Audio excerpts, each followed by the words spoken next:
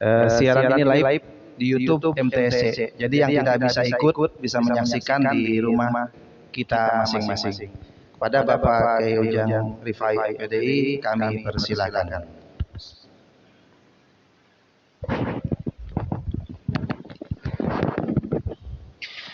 Assalamualaikum warahmatullahi wabarakatuh.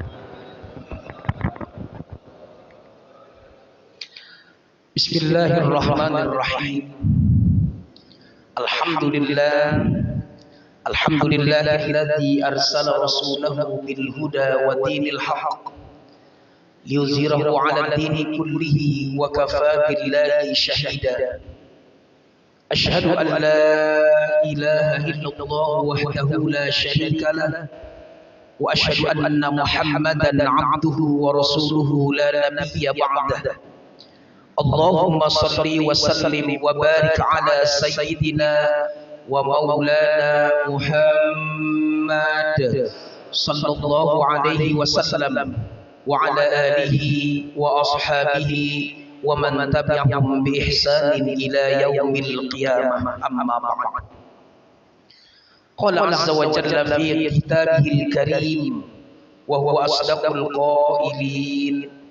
A'udzu billahi minasy syaithanir rajim. Bismillahirrahmanirrahim. Wa may yuti'illaha war rasul fa ulaika ma'al ladzina an'ama Allahu 'alaihim minan nabiyyin was-siddiqin wasyuhada'i was-shalihin wa hasuna ulaika rafiqa. Al-ayah sadaqallahul azim. Al-mukarramun, para alim, para ulama, para masyayikh, tuan guru, wabil khusus yang hadir dalam kesempatan ini, yang mulia sahabat saya, Dewan Penasehat MTSC, Kiai Haji Asep Saifuddin SAG MM. Barakallahu fi tuli hayatihi wa nafa'ana bi ulumihi fid dharain. Tadi beliau menyebut saya dulu pernah buat pelangnya Al-Isti'anah. Saya dulu waktu pesantren senang nulis. Saya ingat betul waktu itu didatangin juga sama Kiai Haji Ahmad Qasasih, guru kita, orang tua kita. Ustaz, tolong tulisin pelang buat sekolah saya. Alhamdulillah saya juga nulisin. Padahal saat itu saya juga nggak jago banget nulis, tukang cetak juga ada. Tapi saya pengen ditulisin sama Ustaz. Alhamdulillah saya buatkan pelangnya. Gak tahu pelangnya masih ada atau enggak itu. Dulu Pak Kiai ngomongnya ini pelang gak bakalan diapa-apain Ustaz. Insya Allah gak bakalan ada pelang yang lain gak apa-apa, itu tetap dipasang. Gak tahu sekarang ada atau enggak. Jamaah sekalian yang dirahmati Allah, berkahnya mudah-mudahan menjadi jalan keberkahan buat kita semuanya. Yang mulia sahabat saya, Ketua DMI Kabupaten Bogor, Al-Mukarram Kiai Haji Tubagus Irwan Kurniawan Eskom MM. Saya juga ingat dengan beliau perjuangan dulu di Masjid Ar-Razzaq waktu beliau jadi ketua remajanya Masjid Ar-Razzaq. Luar biasa. Segenap ketua DKM, wabil khusus ketua DKM Assalam beserta jajaran pengurus, ketua DMI kecamatan, dan juga para sesepuh, para asatizunal kiram yang mohon maaf tidak saya sebutkan satu persatu, tapi insya Allah tidak mengurangi rasa hormat dan takzim saya kepada mereka, para guru-guru kita semua. Teriring doa dari kita semua, mudah-mudahan guru-guru kita selalu diberikan kesehatan lahir batin oleh Allah, diberikan berkah umur, berkah rizki, dan berkah hidupnya. Jamaah sekalian yang dirahmati Allah, ketika kita berkumpul dengan orang-orang yang soleh seperti ini, kita teringat satu nasihat yang disampaikan oleh Al-Imam Syafi'i. Kata Al-Imam Syafi'i, uhibbus salihina walastu minhum. Aku mencintai orang-orang yang soleh, meskipun aku bukan termasuk di antara mereka. La'alli an anala minhumus syafa'ah. Aku berharap bisa berkumpulnya dengan mereka orang-orang yang soleh, bisa mendapatkan kebaikan yang banyak. Wa akrahu man tijaratuhul ma'asi walau kana sawa'an fil bid'ah. Aku enggak senang tuh kalau lihat perniagaan orang berkumpul banyak bermaksiat, meskipun di antara mereka banyak berbicara tentang sesuatu yang sangat agung. Jamaah sekalian, jadi hadirnya kita di tempat ini kita patut bangga karena di antara kita semuanya ini insya Allah adalah orang-orang yang soleh. Waktu kecil kita pernah ditanya, "Nak, kalau kamu besar nanti mau jadi apa?" Atau bahkan kalimat ini sering kita ucapkan untuk anak-anak kita. "Nah, kamu nanti kalau udah gedenya mau jadi apa?" Biasanya anak-anak kita akan ngomong, "Saya ingin jadi presiden, saya ingin jadi gubernur, saya ingin jadi pengusaha, ingin jadi dokter, ingin jadi profesor," dan seterusnya. Jarang kita dengar, Pak, "Saya ingin jadi anak yang soleh." Pernah dengar begitu? Paling hanya sebatas doa. Padahal orang yang diangkat derajatnya oleh Allah itu adalah mereka orang-orang yang soleh. Bisalah derajat itu diangkat hanya sebatas dunia. Jabatan sekarang ini yang kita saksikan ada di dunia ini hanyalah pengangkatan urusan di dunia. Tapi di akhirat orang soleh punya kedudukan tinggi di hadapan Allah. Dan itu disebut oleh Allah dalam surah An-Nisa ayat 69. Wasilahnya karena dia taat kepada Allah, taat kepada Rasul, akan dihimpun dengan para nabi, amin. Akan dihimpun dengan para syuhada, amin. Dihimpun bersama dengan orang-orang yang jujur, dan dihimpun juga bersama dengan orang-orang yang soleh. Kita semuanya ini, amin. Lalu apa istimewanya orang soleh ini? Jamaah sekalian yang dirahmati Allah, orang soleh itu orang yang pandai memanfaatkan waktu. Disebut oleh Allah dalam surah Az-Zariyat, "Kanu minal laili ma qalilan minal laili ma yahja'un wa bil asharihum yastaghfirun." Mereka orang-orang yang soleh itu adalah mereka orang-orang yang menyedikitkan tidur di waktu malam. Dan pada waktu sahur mereka banyak beristighfar kepada Allah. Ya Allah, ya Rabb. Semua orang pasti punya masalah, betul Pak? Ini kelihatan ini banyak masalah ini. Tapi bagaimana cara menangani masalah beda. Orang soleh ketika menangani masalah, dia gunakan waktu di sepertiga malam akhir untuk bermunajat kepada Allah. Ketika dia punya planning, ketika dia punya rencana, maka dia pun selalu bermunajat kepada Allah. Mari kita belajar orang-orang yang pandai memanfaatkan waktu pada saat Qiyamul Lail. Sultan Muhammad Al-Fatih, seorang penakluk Konstantinopel. Saat dia menaklukkan Konstantinopel, saat itu umurnya baru 21 tahun. Apa rahasia kehebatannya dia sampai bisa menaklukkan Konstantinopel ini? Bukan karena banyaknya pasukan. Beliau memang begitu ganas ketika berhadapan dengan musuh, tapi hatinya begitu lembut ketika bertemu dengan rakyatnya. Jamaah sekalian, ternyata rahasianya Sultan Muhammad Al-Fatih ketika malam dia bangun dan dia bangunkan rakyat-rakyatnya, dia tanya, "Wahai rakyatku, apa engkau sudah bertahajud? Wahai rakyatku, apakah engkau sudah bermunajat kepada Allah Jalla Jalaluh?" Nuruddin Mahmud Zanki, seorang penakluk pembebasan perang salib. Ibnu Katsir menyebut beliau ini seorang yang sangat candu terhadap qiyamul lail, seorang yang gila terhadap sholat tahajud. Bahkan istrinya Khotun binti Atabik pun sama, orang yang begitu bersemangatnya ketika menyambut malam, dia tidak ingin lewatkan. Apa rahasia kehebatan beliau sampai bisa menaklukkan perang salib itu? Terdapat pada begitu senangnya beliau berqiyamul lail. Maka pantas saya sebut orang yang rajin qiyamul lail, insya Allah orang yang sukses. Tapi qiyamul lailnya seminggu sekali apa tiap rutin ini?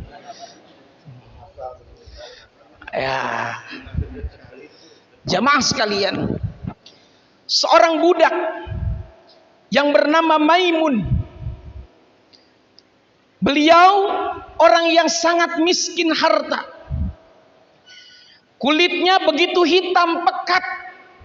Ketika malam datang bisa jadi kulitnya lebih hitam daripada malam itu. Tapi Malik bin Dinar dan Sabit Al-Bunani dia pernah menyebut bahwa seorang Maimun budak ini ketika berdoa, doanya diijabah oleh Allah. Apa rahasia kesuksesan Maimun sampai doanya didengar oleh Allah? Ternyata beliau orang yang juga sangat cinta dengan qiyamul lail. Masya Allah. Ibnu Munkadir, beliau pernah mengatakan, tidak ada kelezatan di dunia ini kecuali 3 hal. Yang pertama, qiyamul lail. Yang kedua, bertemu dengan orang-orang yang soleh, berkumpul dengan orang-orang yang beriman. Dan yang ketiga, sholat berjamaah. Itulah kalau orang sudah begitu cinta dengan qiyamul lail. Kira-kira kalau pertanyaan ini saya tanyakan kepada jamaah, apa yang paling nikmat di dunia ini? Kita jawabannya bisa jadi nasi kebuli. Kita jawabannya tuh nikah. Tapi mereka pencandu, pencinta qiyamul lail, mereka tidak ingin menyia-nyiakan kesempatan itu. Fudail bin Iyad, beliau pernah mengatakan, ketika matahari terbenam, di saat malam kemudian muncul gelap gulita datang, hatiku begitu berbangga dan berbahagia. Kenapa? Sebab aku bisa berkholwat. Aku bisa bersunyi diri dengan Rabbku. Tapi ketika matahari datang, matahari merekah, memancarkan sinarnya, pasti orang akan datang kepadaku.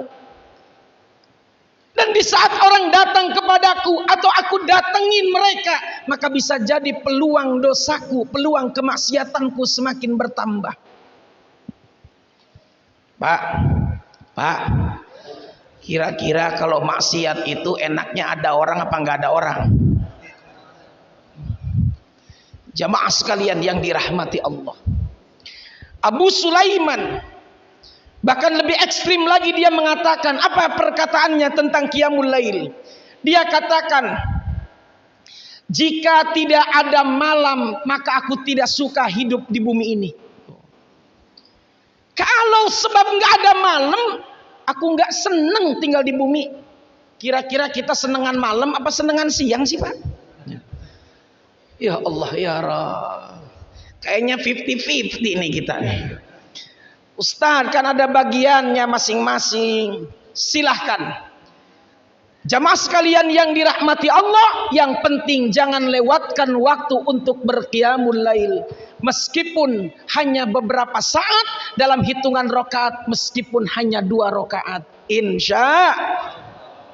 Jadi orang yang soleh adalah mereka orang yang pandai memanfaatkan waktu. Di saat mereka orang lain sedang terlelap tidur, dia justru gunakan untuk ibadah kepada Allah Subhanahu wa ta'ala. Perhatikan lagi orang-orang yang soleh.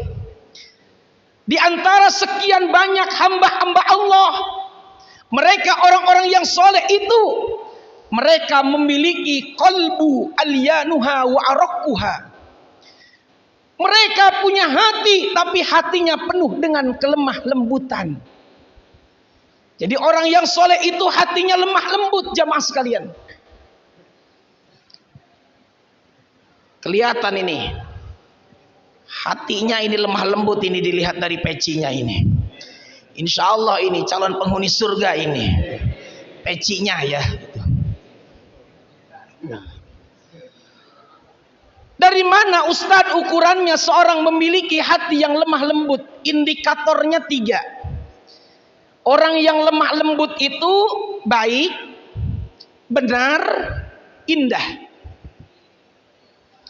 Orang yang lemah lembut dengan punya kebaikan, kita lihat ukurannya, baikkah dia dengan keluarganya? Baikkah dia dengan orang tuanya? Kalau dengan orang tuanya saja selalu bermusuhan, maaf, dia tidak bisa dikategorikan sebagai orang yang baik, dan jangan harap dia punya hati yang lemah lembut. Baikkah dia dengan istrinya?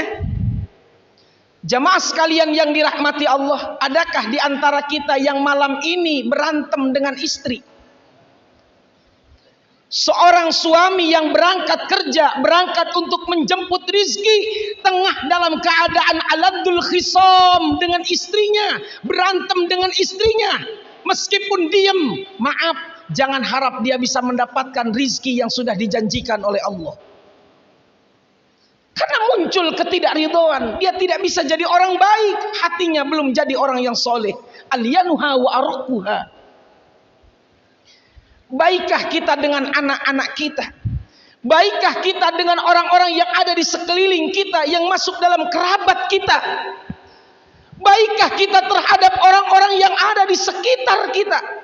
Kalau ternyata ini sudah dikatakan kita sebagai orang baik, insya Allah kita memiliki orang atau hati yang lemah lembut. Insya. Indikator yang kedua benar.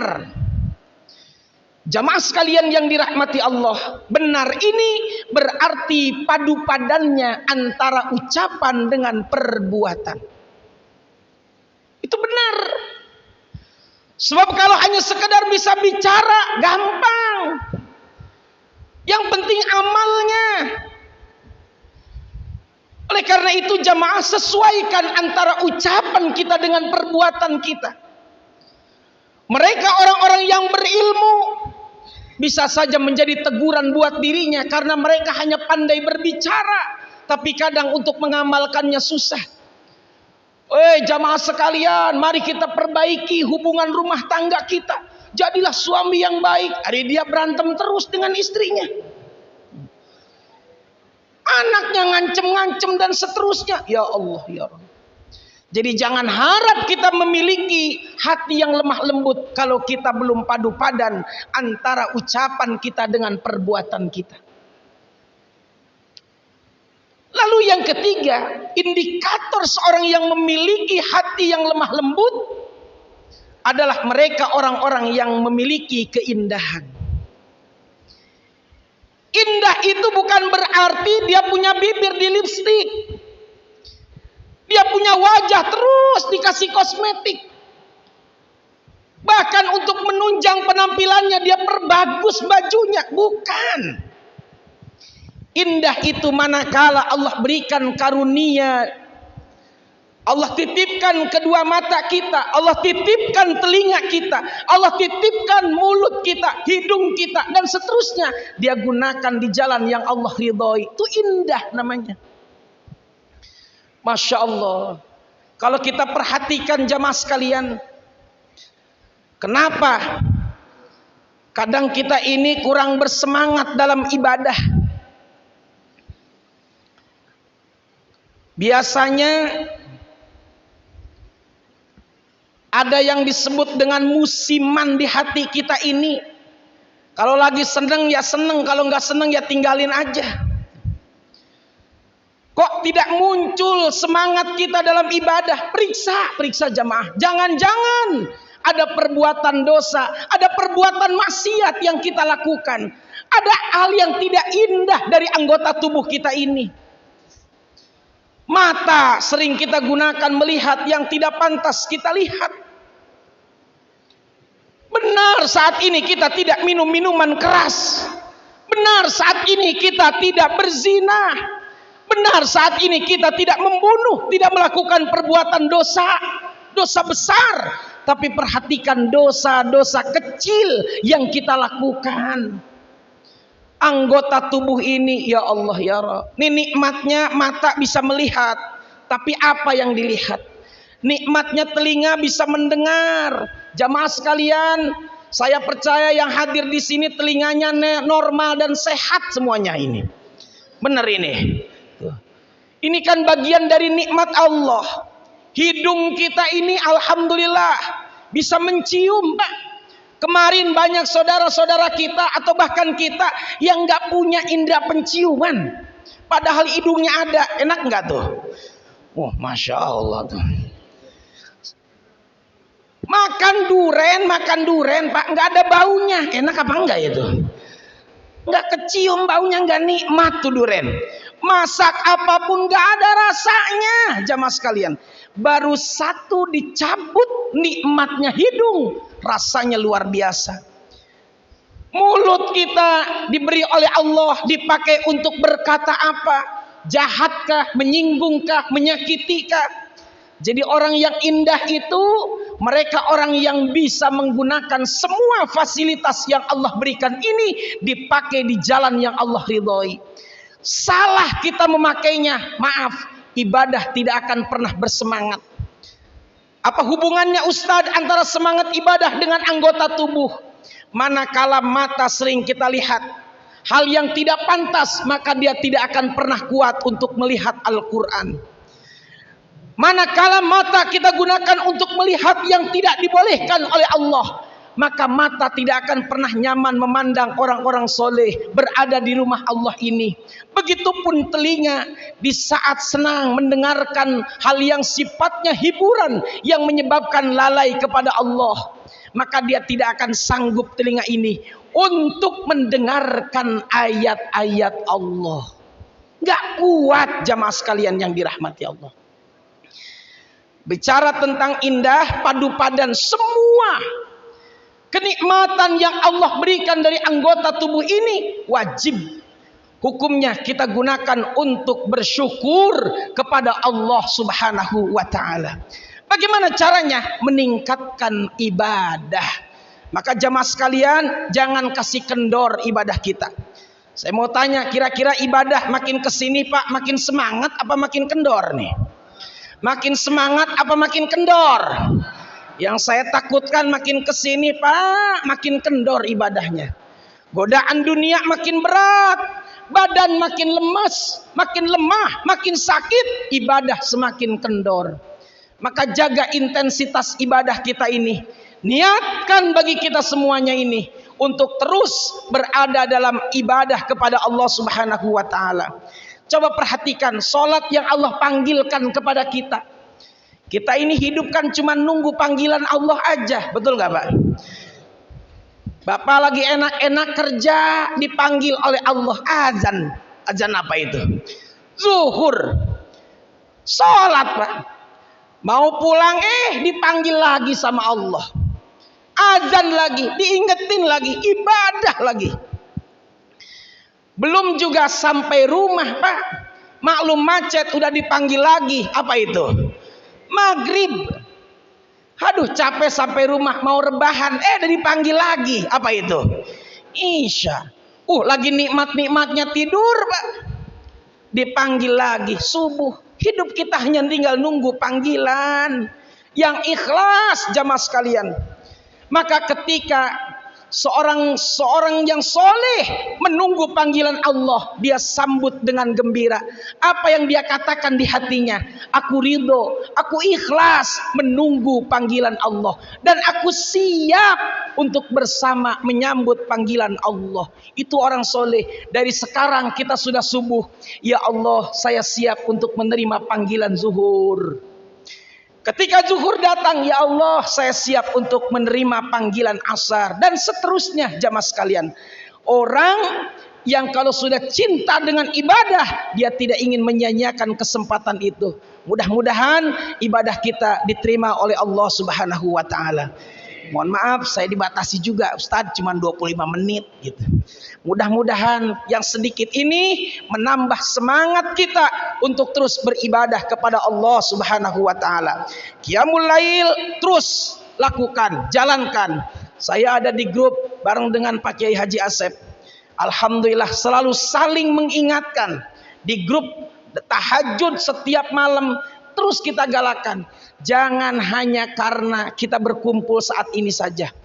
Setiap saat, setiap waktu, maksud saya, setiap malam kita gunakan kesempatan untuk berqiyamul lail. Kalau ada datang masalah, beda penanganannya. Kalau panca indera itu ada 5, maka orang yang rajin bertahajud, dia akan menggunakan indera ke-6-nya. Apa itu? Kepekaan hatinya. Dia akan gunakan untuk bermunajat kepada Allah. Dan caranya Allah memberikan jawaban kepada orang-orang yang soleh, orang-orang yang rajin qiyamul lail. Itu akan berbeda dengan orang yang tidak rajin qiyamul lail.